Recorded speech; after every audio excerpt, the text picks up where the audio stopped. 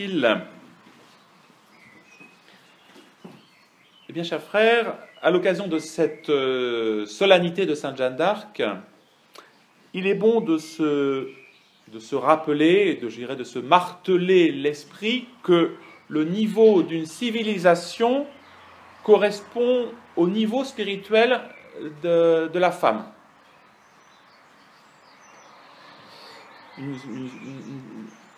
Une civilisation chrétienne le sera parce que les femmes sont vraiment chrétiennes, sont de vraies chrétiennes. Et la civilisation française était grande parce qu'il y avait justement des Sainte Jeanne d'Arc. Il n'y avait pas que des Sainte Jeanne d'Arc, il y avait il y avait des femmes qui vivaient selon leur vocation. La raison de la dignité, de la vocation de la femme chrétienne, en réalité, correspond à cette différence qu'il y a entre la connaissance et l'amour.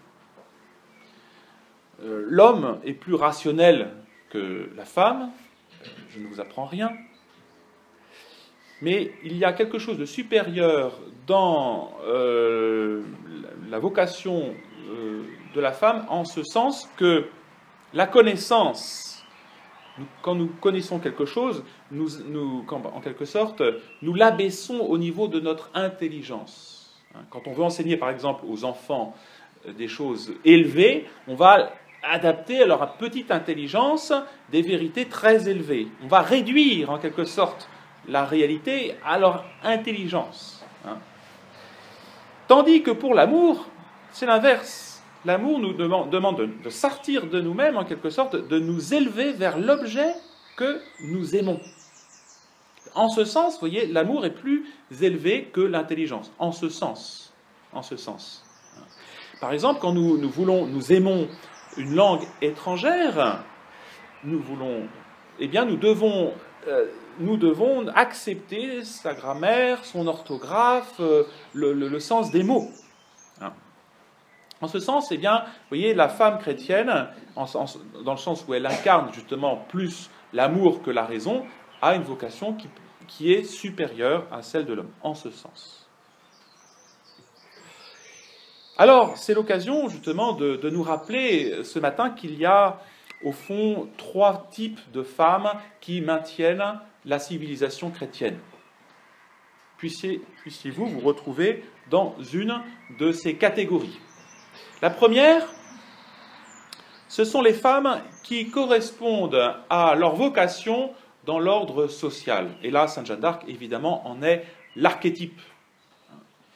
Non pas que nous invitions ou que l'Église invite les femmes à avoir un rôle dans la vie politique, elles en ont essentiellement dans la vie familiale, mais elles ont un rôle d'un point de vue social. Toute femme, en effet, qui existe au monde, a été créée soit pour la maternité physique, d'un côté, soit la maternité spirituelle.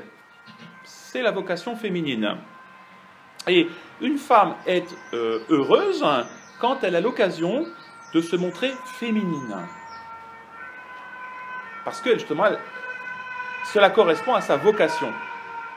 L'homme, lui, qu'est-il ? Il est le gardien de la nature, de l'ordre des choses, de l'ordre naturel. C'est lui le gardien. Gardien dans la famille, gardien de l'ordre politique, social. La femme, elle est gardienne de la vie. C'est différent. Alors, l'exercice de cette vocation protectrice, créatrice, ennoblissante, est la source de son pouvoir. C'est là le pouvoir, gardienne de la vie. Et vous voyez, une femme ne peut pas regarder un enfant malade, une fleur brisée, un animal qui a une jambe cassée, sans que son cœur, son esprit, ses mains se portent vers cet être abîmé, pour justement, c'est un témoignage que Dieu, à laquelle Dieu l'a destiné, vous voyez, pour être justement préservatrice et gardienne de la vie. Qu'elle soit brisée, qu'elle soit fragile, c'est sa vocation. Et cette vocation ne peut être négligée sans qu'elle perde sa féminité. Et on le voit justement dans la vie de Sainte Jeanne d'Arc, alors qu'elle est en plein assaut, en train de prendre les tours d'Orléans. Eh bien, un soldat anglais est blessé, eh bien, elle pleure sur lui.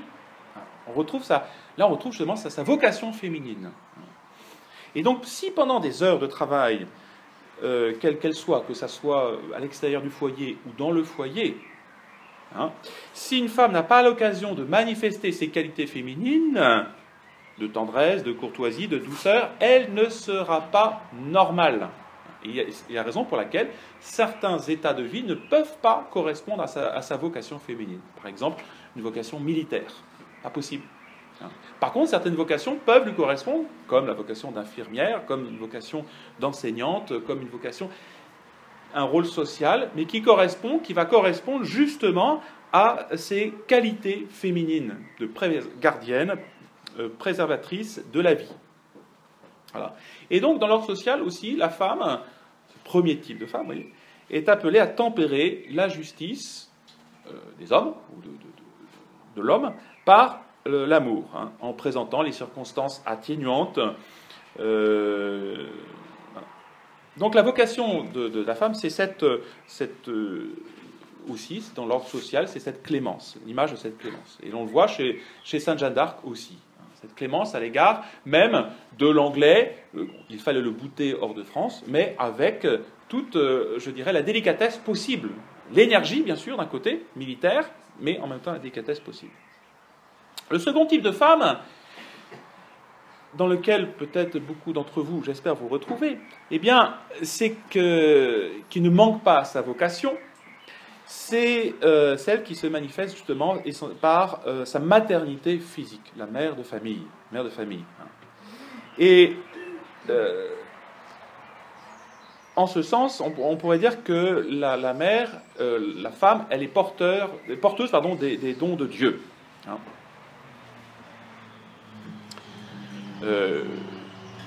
Par exemple, un homme va se marier pour avoir une femme. Une femme va se marier pour avoir des enfants. L'homme, par exemple, a peur de mourir. La femme, elle a peur de ne pas vivre, de ne plus pouvoir vivre pour s'occuper de ses enfants.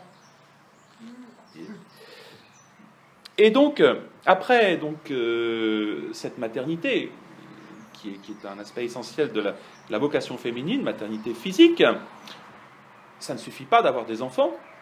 Elle doit aussi être mère. Et être mère, qu'est-ce que cela veut dire? Ça veut dire apprendre l'obéissance aux enfants. Parce que l'obéissance, c'est la condition de la sagesse. Un savant connaît la nature, l'ordre naturel, les lois naturelles, voyez. S'il reste passif, il y a une certaine passivité devant elle, il observe la nature. Même les plus grands physiciens, les plus grands chimistes, les plus grands scientifiques sont des hommes qui passent du temps à regarder, à observer les lois de la nature. Beaucoup de temps. Eh bien, ainsi en est-il de l'enfant. Obéir pour lui, et ça sera le rôle de sa mère, c'est lui apprendre la sagesse. Découvrir l'ordre des choses. L'enfant obéissant,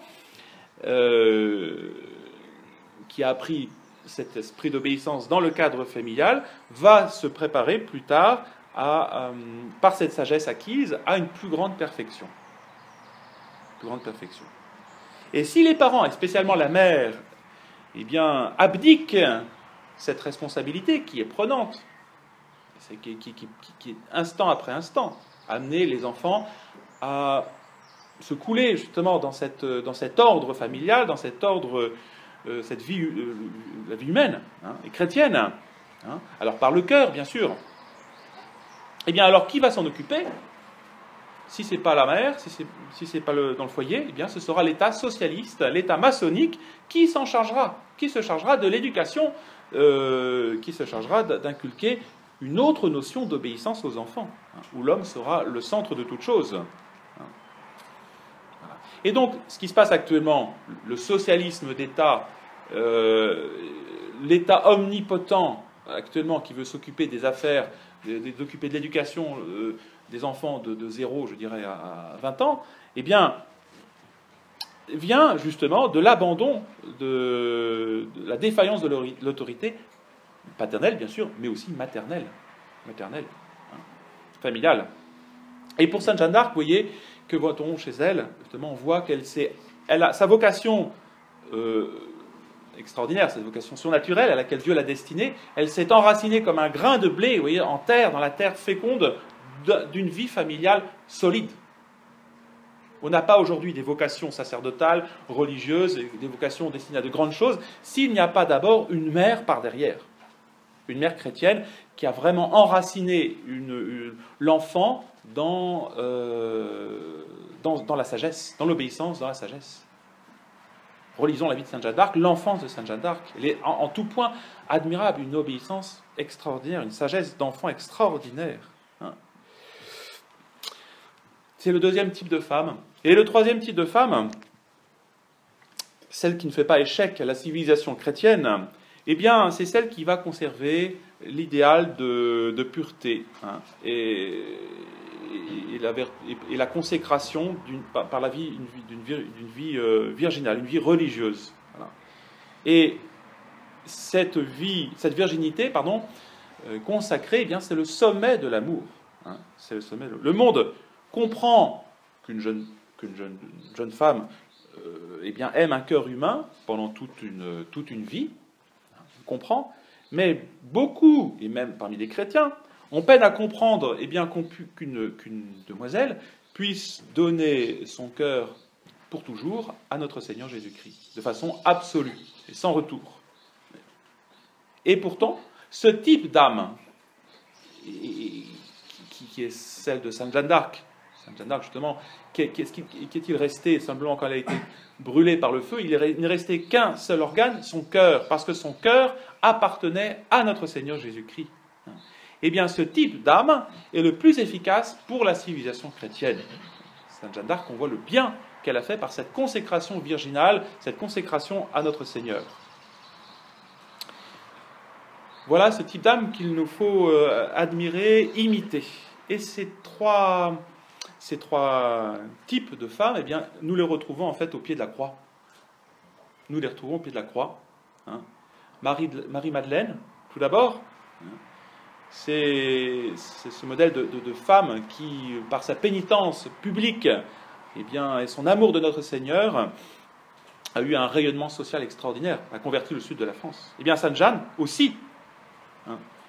Elle est le modèle de femme dans ce sens, eh bien, par sa vocation sociale publique, en répondant à l'ordre de notre Seigneur, eh bien, a répandu l'amour de notre Seigneur, justement, par le sacrifice absolu de sa vie. Autre femme au pied de la croix, Sainte Marie, Marie, mère de Cléophas, c'est la mère de famille, mère de Jacques le mineur. Hein. Eh bien, elle a appris, mère de Cléophas, donc l'obéissance justement de ses enfants à la sagesse de notre Seigneur. Eh bien, Sainte Jeanne aussi, hein, obéissance dans sa jeunesse. Elle n'était pas mère de famille, Sainte Jeanne bien sûr, mais elle a appris à obéir dans sa jeunesse. Et puis enfin, Notre-Dame au pied de la croix, hein, modèle de vie contemplative. Notre-Dame est modèle de vie contemplative et de vie crucifiée. Et bien c'est là aussi la magnifique vocation de Sainte Jeanne. Elle n'a pas cherché à briller dans le monde, elle n'a cherché que à suivre notre Seigneur Jésus-Christ jusqu'à la croix. Alors demandons, et spécialement prions pour avoir de tels types de femmes aujourd'hui dans notre société, hein, et c'est ainsi que renaîtra la vie chrétienne, ainsi soit-il. Au nom du Père, du Fils et du Saint-Esprit, ainsi soit-il.